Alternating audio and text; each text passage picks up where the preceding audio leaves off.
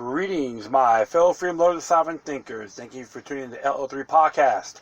My name is Craig, transmitting from the beautiful swampy mangroves of South Florida. And today's date, Thursday, December 19th, 2019. Woo, yeah, so just been scraggling around, looking at everyone's hype and hoopla and anger over the impeachment of President Donald Trump.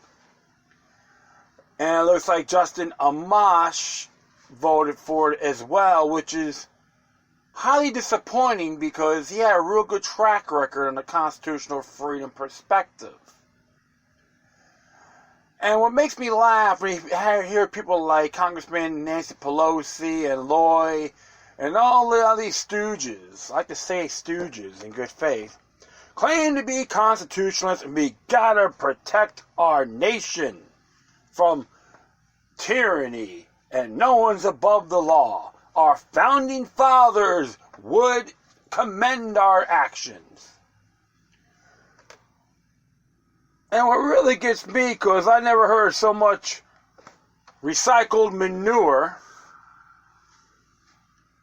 in a long time. These folks, these stooges, clowns, tyrants, whatever you want to call them, constitutional illiterates, don't have a damn clue on what they're doing. Oh yeah. And people that know me long enough, I'm not some Trump worshiper, Trumpster, and on the Trump train. Find him entertaining at times, and there's a lot of other things I condemn him for. And I talked about that on my show. It's just funny when you got certain folks out there, like Terry Sowell, who is, I call him an Orwellian Christian by faith, that believes in the police state in Jesus' name. When it comes to the Freedom Index, how he votes, it's 14%. Which is probably from last year, but maybe bad. Okay, from September 2019. From 1999 to September 2019. Okay. So well.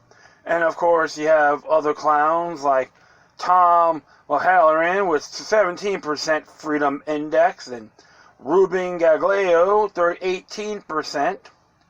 Alright, and it's just very degrading.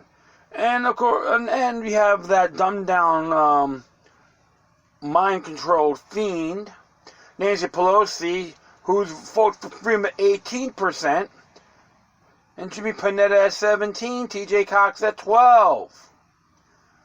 Alright, Adam Schiff with 18, you got Pete Aguilar with 12. And, of course, Ted Leo, who served in the Air Force and stand up for the Constitution, voted only on the Freedom Index scale, 28%. So the 72, he supported tyrannical bills. Unconstitutional. Void items. Voided items. As I get a big kick out of all these clowns, talking about how true diligence they are with their freedoms. They can't even tie their own shoelaces. Like Alexandria Ocasio-Cortez with 23% pro-freedom. But I do have to give her credit for saying the surveillance camera, the facial recognition cameras are dangerous, and she voted no on the NDAA 2020 bill because of the language of the Patriot Act was in there. So, yeah, kudos for her. But thereafter, she failed too. Chose poorly in these proceedings and the impeachment. Proceedings and the impeachment hearings. And where's that clown Nadler at? Is he from... Yeah, Gerald Nadler is 24%. And it's great because he had Mike Levin at 12%. How about on Esther, Maxine Waters at 27%. Duncan Hunter, he's been guilty of using money, campaign money for personal means. Alright, Scott Peters at 10.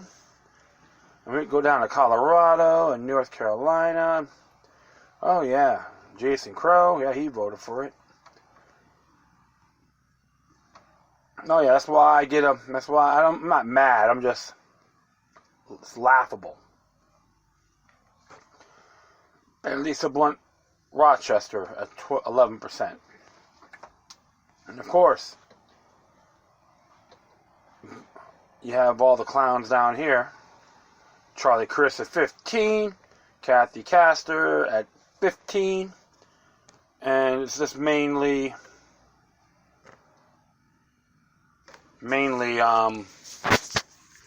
total nonsense, okay? But I'll probably I'm gonna post that on my Spreaker page. All you folks can check it out. But it is one laughable thing, indeed. All these individuals assume they're smarter than the supreme law and they can't even tie their own shoelaces. So I'm not going to go too much in here today. But it's interesting. I'll be talking about from yesterday's news. Constitutorium, December 18th. When Chief Justice reminded senators in impeachment trial they were not jurors, that they were not jurors. With the eye of Trump's impeachment trial, Stevens Labette points out that senators at such trials are not equivalent of a jury, are not held to a jury standard of neutrality. What the hell does that mean? Let's see what Steve Labette has to say from the conversation. That's the name of the article this came out of. Senate Majority Leader Mitch McConnell created a predictable stir when he told Fox News host Sean Hannity that he was structured the impending impeachment trial of President Donald Trump in total coordination with the White House counsel's office, he added. There will be no difference between the president's position and our position as how to handle this. This outright rejection of neutrality drew immediate protests from Democrat Representative Val Demings, Democrat from Florida, who may well be one of the impeachment managers in the Senate trial, called McConnell's recusal, saying no court in the country will allow a member of a jury to also serve as the accused defense attorney. Well, I'll tell you one thing, Val Demings, you are a freedom-hating sap yourself. You don't even know about the Bill of Attainder. You condemn due process. So, with all due respect and good faith, will you please take your contradicting rhetoric someone else because it's contaminating space? Yes, you are a bigot. You have prejudged by supporting the Bill of Attainder, which is House Resolution 660. Yeah, calling you out, sir. I'm not afraid to speak my mind. House Judiciary Committee Chair Jerry Nadler, Democrat from New York, likewise slammed the foreman of the jury for saying he would work hand in glove with the defense attorney. Dennings and Nadler made a valid point, but they used the wrong analogy. Senators at an impeachment trial are not equivalent of a jury. They are not held to a juror standard of neutrality. The Harkins objection. The principle that senators are not jurors in a traditional sense, as was well established at the outset of the 1999 impeachment trial of President Bill Clinton. Track with delivering an open statement for the House managers who represent the House cases to the Senate, Representative William Barr, Republican from Georgia, reminded the senators of Clinton's tendency to nitpick over details or parse a specific word or phase of testimony. To Barr, the conclusion was obvious. We urge you, the distinguished jurors in this case, not to be fooled.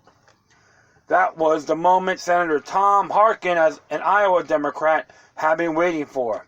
Mr. Chief Justice, he said, addressing William Rehnquist, who was presiding over the trial, I object to use and continue to use the word jurors when referring to the Senate.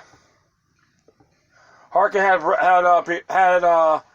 prepared well, basing his argument on the text of the Constitution and Federalist Papers and the rules of the Senate itself. He explained the framers of the Constitution meant us, the Senate, to be something other than a jury. Instead, Harkin continued, what we do here today does not just decide the fate of one man. Future generations will look back on this trial, not just to find what happened, but try to decide what principles governs our actions. Chief Justice weighs in. Chief Justice sustained the objection. The Senate is not simply a jury, he ruled, it's a court in this case. Rehnquist thus admonished the House managers to refrain from referring to the senators as jurors for the balance of the trial. They were called the triers of law and fact. Rehnquist and Harkin got it right. Article 3 of the Constitution provides that trials of all crimes, except in cases of impeachment, shall be by jury, and for good reasons. In ordinary trial, the judge's role is generally limited to fact-finding while the judge determines the scope and application of the law. In an impeachment trial, however, the Senate itself has the sole power to decide every issue. Recognizing the Senate's all-encompassing responsibility and his own limited role, Chief Justice Rehnquist referred himself throughout the proceeding only as the chair. As the Supreme Court puts it, U.S. Supreme Court has put it, impeachment presents a political question in which all of the authority repose in the Senate and nowhere else. Oath or affirmation required. McConnell, the Senate leader, has more leeway and far more power than any juror or even a jury foreperson. The Constitution's only procedural limitation is the requirement in Article 1 that the senators be placed under oath or affirmation. Although the Constitution does not specify any particular wording, unlike the presidential oath, which is included word for word, the Senate adopted rules for impeachment trials in 1986, requiring each senator to affirm or swear to do impartial justice according to the Constitution and laws. Impartial justice does not demand the enforced naivety of jury service, which would be impossible in an impeachment trial. For example, senators have all prior knowledge of at least some of the facts, and several of them currently vying to run against Trump in 2020, while others are backing his re-election campaign. But all senators' oath of impartiality clearly calls for at least some commitment of objectivity. Thus, the problem with McConnell's announcement was not that he failed to behave like a juror, but rather he declared intention to disregard the Senate's prescribed oath, which he was long ago by the very body that elected him to its leader. When Tom Harkin disclaimed a juror's role at the Clinton trial, his purpose was not to affect the outcome of the case, but rather to underscore the full scope of the Senate's decision-making responsibility. In contrast, Mitch McConnell appears to have boldly renounced open-mindedness itself on the impeachment court, whether as juror, judge, or trier, law and fact. Right? You see that? Trier of law and fact. So that is interesting there. That's a good article from him. Which he's Steve Labette is a Williams Memorial Professor of Law at Northwestern University. But you have to look at all those areas, and those are facts on his face. Jury's got to be the Senate's got to be impartial. They know all the facts and have a decision for themselves, and it's got to take 2/3 majority to honor the Articles of Impeachment. Okay, they have to prove everything, but based on the rules of House Resolution 660, I find it unconstitutional and void. Bill of Attainder, due process, been breached. Article 1, Sections 9 and 10 of the U.S. Constitution. That's why I always encourage people to read in its entirety Fellows Papers 65 and 84 by Alexander Hamilton. He brings those two subjects alive. And it was pretty neat because I was chatting with my coworkers about that. And I told him to check that out, and he was like blown away. That wow, what's happening what they're doing right now is wrong. I'm like, there you go. So now you've become more of an informed voter and a citizen. That's what you want. You go support these people on the cause, but you gotta be down by the book. You gotta even defend your enemy from oppression. If you don't, then you create a president. It can land on you. I'm just paraphrasing what Thomas Paine said. That's a powerful quote he made. And we all have to honor that. We don't have to like somebody, but if they're being railroaded, and you know it's wrong, support them. Doesn't mean you're going to be friends. But honor your principles. And too many people out there are relying on the confounded idiot box. And I see all the so-called experts on Facebook and Twitter. It's laughable. Okay, generally speaking. So that's why I always try to see the bigger picture. How come they're not, like I said, like the other things, they could have impeached them on, but they're on the same team. Okay? And that's why even Ted Deutsch, Congressman Deutsch, chose poorly twice. He says he supports the Constitution, but he flip-flops a lot. A used car salesman, as far as I'm concerned. Yeah, all you Deutsch supporters, you can tell him I said so. Don't mean a damn thing. And I said him stuff anyway. He knows how I feel about the man. I find people like that derisive by nature. Alright, well, next one here. See what we got.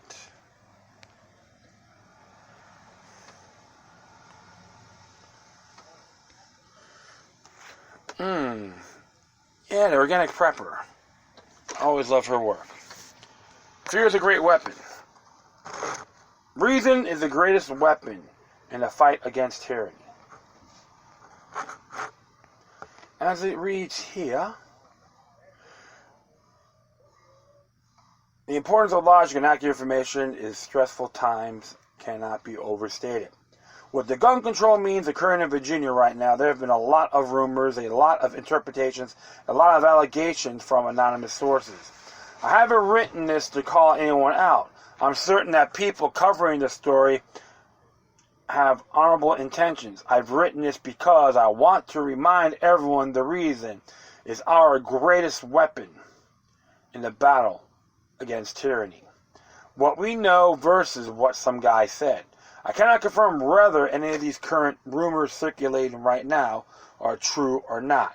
Neither I can predict if they'll come to pass. I try to provide balanced information based on provable sources. Some readers get angry about this and accuse me of passing on misinformation. It's unfortunate they feel that it is misinformation, but I only publish what I have a source to corroborate. I might speculate, but then I make sure I point out my thoughts are mere speculation and that there's no evidence of this. At times like this, more than ever, we have to work in the realm of what we know versus what we gossip is. What we know is the wording of the bills on the table, the statements from elected officials, and the statements from the National Guard. This doesn't mean to completely rule out the rumors. It's beyond the realm of possibility that communications could be taken down in a rebel area. It's important to plan for all the possibilities. But I don't think me running a story full of suppositions and anonymous sources is actually helpful at all.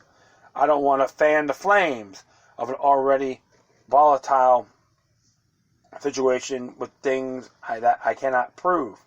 It's irresponsible. I won't do it.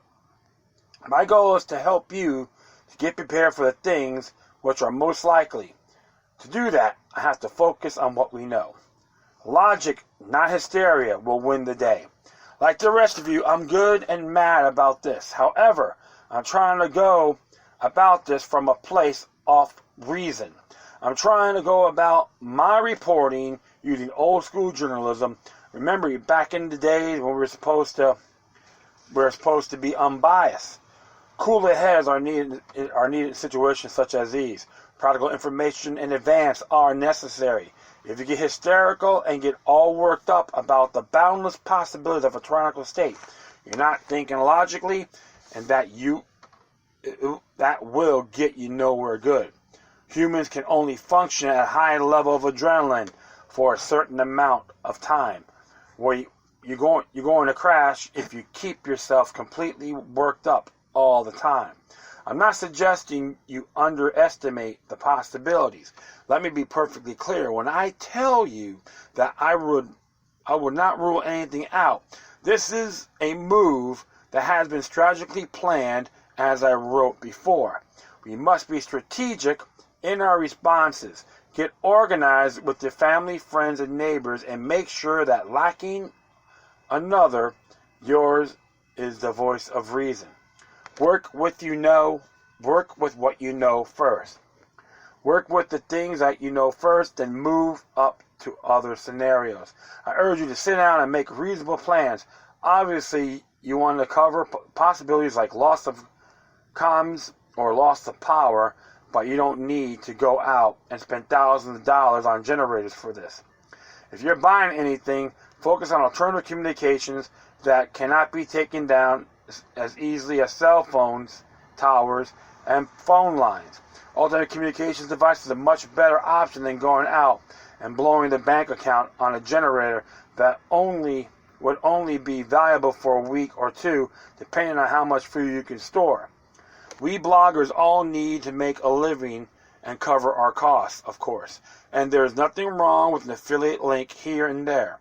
But be wary of any breathless story that urges you to spend thousands of dollars based on hearsay. Think about the things that are most likely and plan for those first. If you've been prepping for a while, and you probably find you are ready for a lot of it, but that you may need to fill some holes. If you lost power, isn't the one of the major reasons you prep? Sure, it would be inconvenient and even unpleasant, but asking anyone from California. But if it's absolutely the end of the world, check your preps and make sure you have what you need in one hand.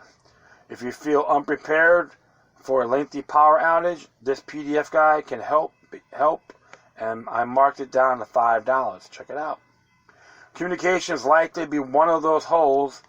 Satellite phones are painfully expensive, but CB radios, ham radios, and even walkie-talkies for nearby neighbors are all affordable investments that could be used in a variety of circumstances, not just one. Remember, we are resilient enough that a few days of inconvenience will never take us down. You have power here.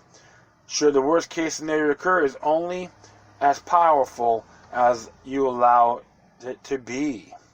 Let's imagine, for example, the rumors about the governor wiping out power and comms is true.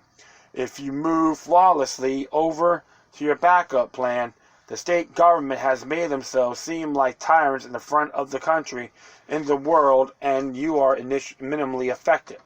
Qualify your responses first based on what you know, then based on the possibilities. But understand that the possibilities are, as of yet, unknown.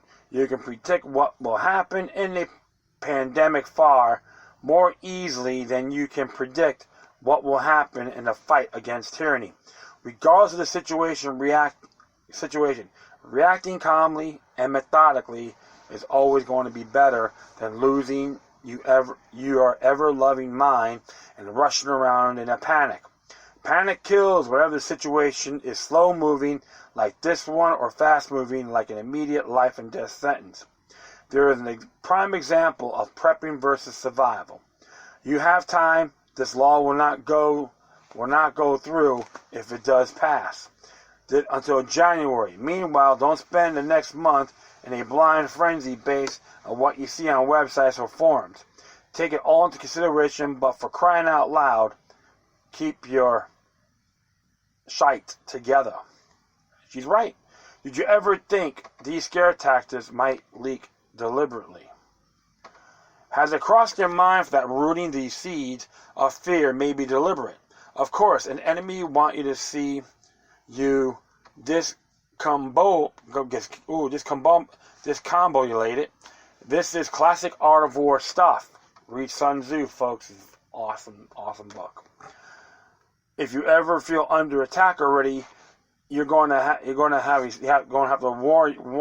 have to warn yourself out by the things actually came from Fortusion.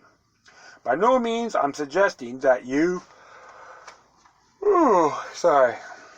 that you don't take the treasonous threats against the Second Amendment seriously. I'm not suggesting you overlook the potential ramifications of the anti-paramilitary bill and its vague wording.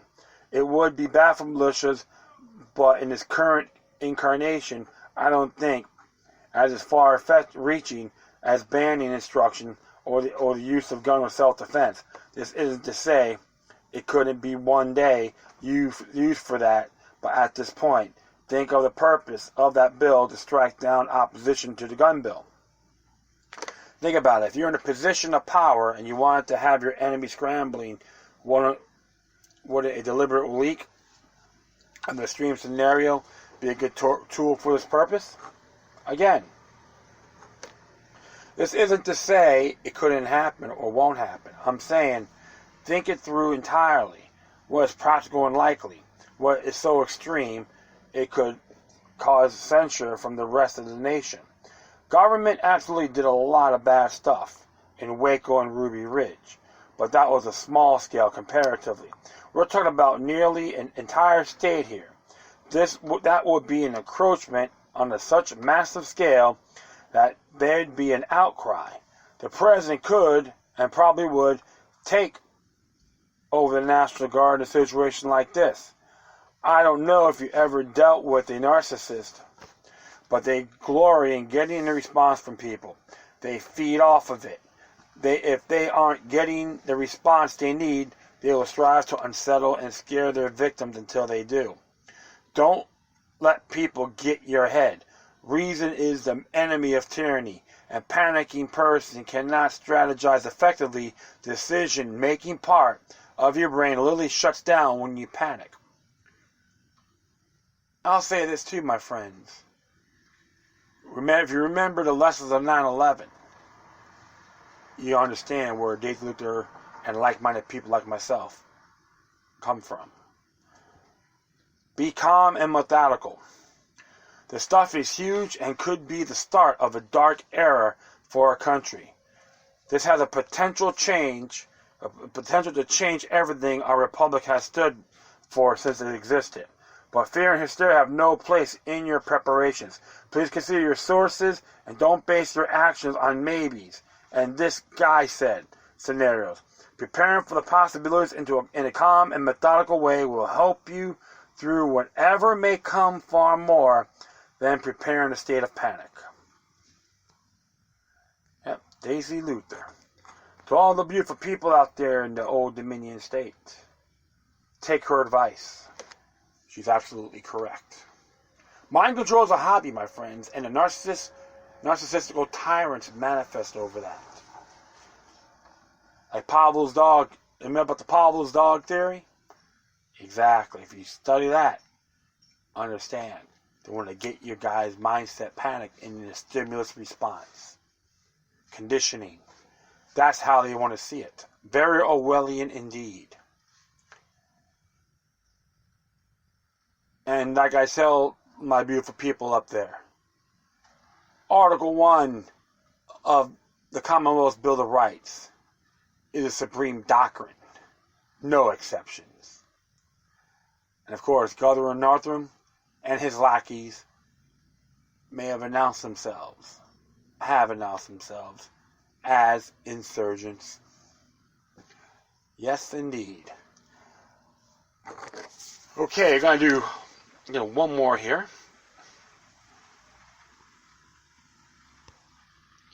Yeah, there's one more, my friend. Let me see. Yeah.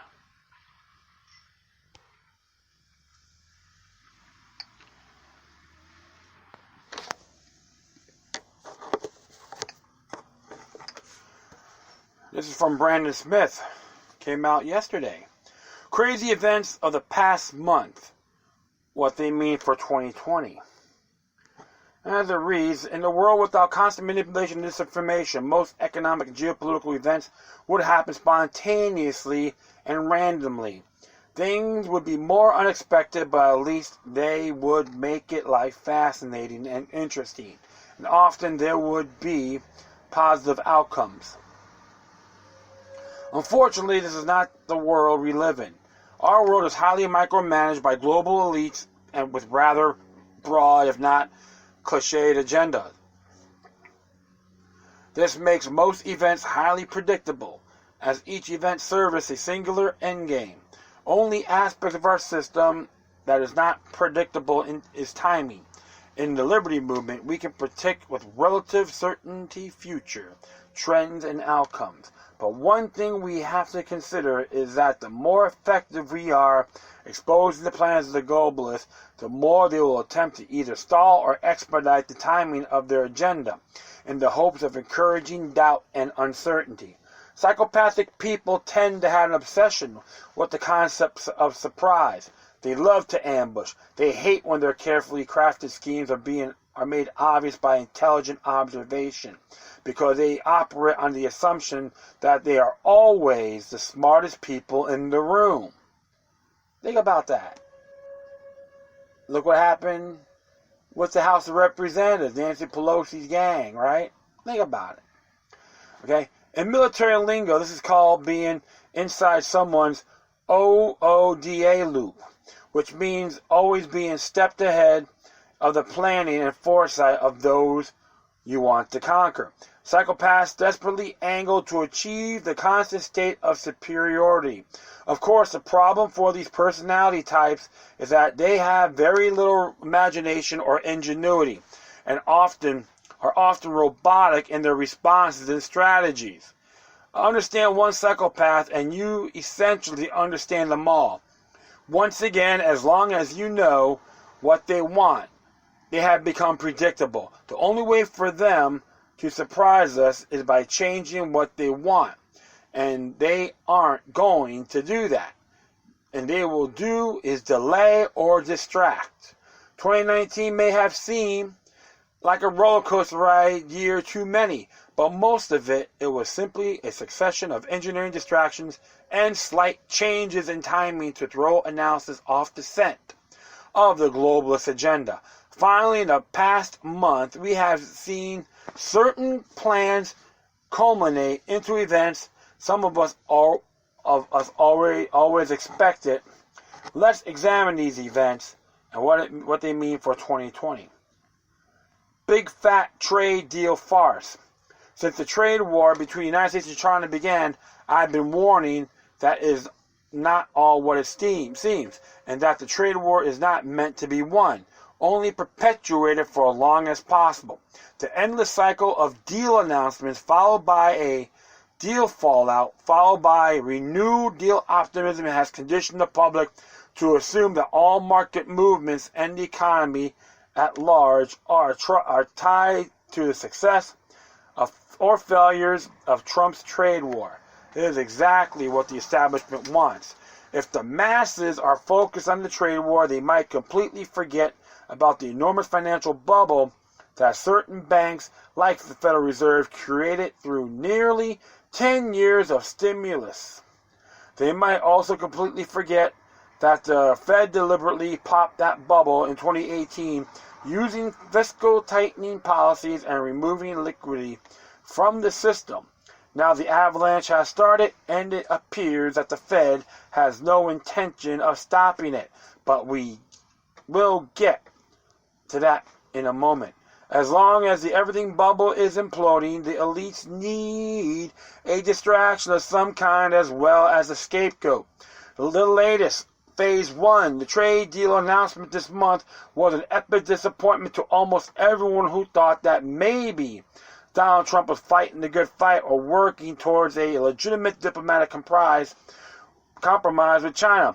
Finally, people are beginning to understand that the trade war is kabuki theater and nothing more. As it stands, the Phase 1 agreement is not an agreement at all. Last time I checked, in diplomacy, business, and sales, the goal is always to get an agreement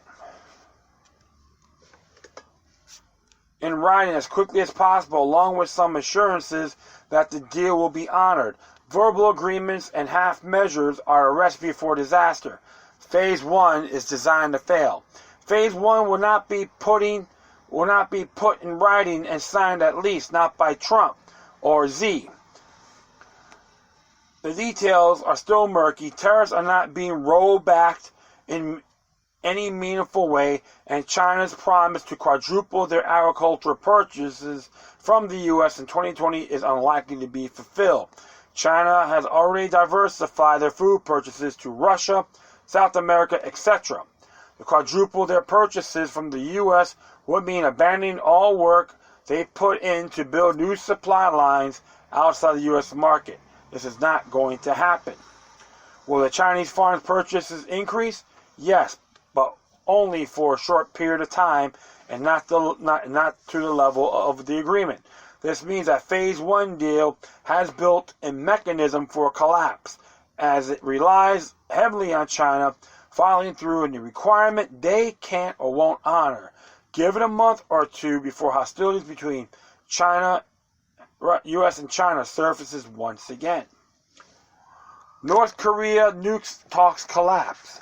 In my article, Syria proves there's no chance for Syria and Iran proves there's no chance for North Korean peace. Published in May 2018, after the initial nuke deal hype, I argue that North Korea will of course refuse disarmament. The establishment will push harder, causing North Korea to pull back from the talks, to reschedule talks multiple times, or to abandon talks altogether. Then the establishment will say North Korea is not serious about peace. Therefore, the force of action may be justified. They will say they gave North Korea a chance to do things the easy way, but now the hard way is necessary. North Korean missile tests will continue and new nukes facilities will open. Trump will call for the kinetic termination of such sites. In December, the denuclearization talks of North Korea have collapsed. North Korea has indicated they have no intention of continuing, and their initial deal itself is being exposed as a fraudulent nothing burger it always was. Like the China trade deal, North Korean talks are designed to fail. China will not quadruple its agriculture purchases from the U.S. for any meaningful length of time, and North Korea will never voluntarily denuke. The timing of this implosion and progress of North Korea is rather interesting, as it coincided almost exactly with the weak trade deal with China. If the U.S. government sticking its nose into the Hong Kong protests has the potential to derail trade talks, then the U.S. getting aggressive with North Korea would be a veritable power keg. I see tensions with North Korea as the extension of tensions with China. As North Korea is essentially a satellite state of China, if the globalists want to accelerate the trade war in 2020, all they have to do is ratchet up the saber rattling with North Korea and believe this. Always intent. The elites merely put the plan on pause until now. Interesting. So if you're really paying attention, this Daisy Luther's article and Brandon Smith go hand in hand. They coincide. I just find this interesting. Okay, Brexit on the fast track. I have a love-hate relationship with the proceedings of the Brexit movement. I understand that the movement itself is mostly grassroots and it's legitimate. I also understand that the European Union is a monstrosity that should be broken apart. Finally, I'm a long champion of national sovereignty, and the majority of British people want it. Then I think they should get it. However, the story of Brexit is not as simple as this. As with many predictions that Donald Trump would win the 2016 election, I also correctly predicted that the Brexit vote would succeed. I predicted these bases on the tides of changes in public perception and rise of conservative ideas, but also on the reality that the globalists will allow these events to occur because they ultimately benefit. This is not to say that the globalists are omnipresent and control everything. That is not my argument. I continue to believe that the rise in conservative sentiment in the public is largely due to over a decade of effort of the part of the liberty movement spreading the word and fighting back against establishment propaganda. That said, anyone who refuses to acknowledge the massive rigging in the voting system today by the establishment is delusional. sometimes, to say the least. I predicted Trump and the Brexit wins based on the theory that the elites would simply step back and not interfere with the vote. That they would allow the obvious proliferation of conservative thought to run its course for a little while. Why? Because by triggering a crash of the everything bubble, they will soon need to someone take the blame. But why wouldn't the globalists set up their ideological enemies as the cause of an economic crash that they created, that they have everything to gain? So far, my theory continues to prove correct. The trade war is unequivocally tied to the performance of the economy in the minds of the masses, and the mainstream media has made sure for this is the case, though steady propaganda. Trump has attached the market bubble to himself and endlessly tweeting about how he's the person responsible for the performance of markets, even though during the campaign he said that the markets were a huge bubble that he didn't want to inherit. And now all eyes are on Brexit, as the Conservatives under Boris Johnson have a mandate to force through the Brexit, while mainstream predicts economic disaster. At the beginning of this end, I predicted that Brexit would ultimately end with no deal event. I continue to believe that this be the outcome because it's the most beneficial to the globalists. With no deal and an abrupt break from the EU, the elites can accelerate the crash of the economy bubble in Europe and the UK while sticking populist movements with the blame and the consequences. Remember, because the globalists control the banks, the World Bank and the International Monetary Fund. Let's give you a couple, okay? So this makes a lot of sense. And it says here, now Johnson's conservative majority assures the Brexit will be finalized, and I see no indication that the EU will agree to a diplomatic separation. The EU will claim they can't support. Sorry about that. Any deal from the UK because Brexit pulls the global economy at risk. Brexit will happen anyway. Then the current bubble collapse in Europe will hit Main Street hard. Repos markets crisis looms. The Federal Reserve's odd policy behavior over the past few years only makes sense that the central bank is trying to create financial crash conditions in a way that is subtle but powerful. The initial rate hikes and balance sheet cuts into economic weakness and stimulus addiction set the stage for the crash in fundamentals that is happening now. The only question is left when they will allow markets to crash. We have some indication about this December as to pace of the crash and the Fed's oversight repo purchases and liquidity injections. As I noted in my article, the Fed's liquidity injections are too little too late. But that was happening, that was always the plan. Published in October. The Fed launched asset purchases to make it look like they care about trying to fix the problem. However, the Fed repo stimulus and balance sheet increases are not enough to make any difference. Calling Fed repo actions not QE is a funny means of pointing out that the Fed is not being straightforward about its intentions. But when comparing current repo loans, asset purchases, to an event like TARP back in 2008, which by itself injected over $16 trillion in liquidity into financial system, no audit of the other QE programs has yet been undertaken. The current stimulus is nothing but a drop in the ocean. The creators of Fed's repo loan structure, Zoltan Pozsar, said the same thing this past week. Zero Hedge examined Pozsar's analysis in detail here. He argues that an unprecedented crisis in repo markets looms at the end of the month with loans coming due, many banks holding the wrong type of collateral for trade, to more crash from the Fed. I suspect that Pozsar's prediction may be little early and that the repo crisis will move slower than he expects, but not much slower. The former Fed employee argues that the Fed must unleash real QE, with massive amounts of liquidity behind it in order to stave off the market collapse that is set to occur.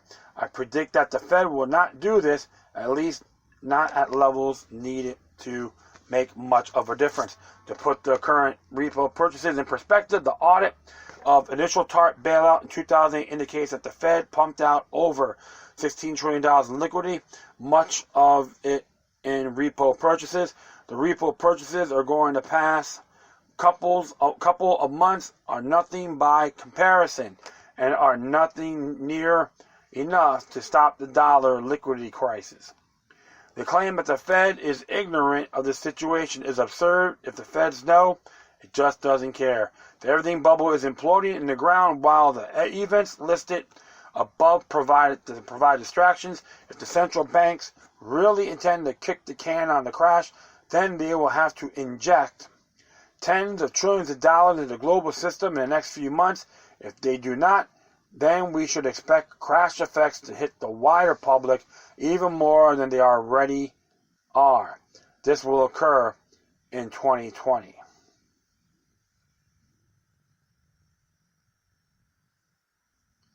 And that is it. Interesting stuff.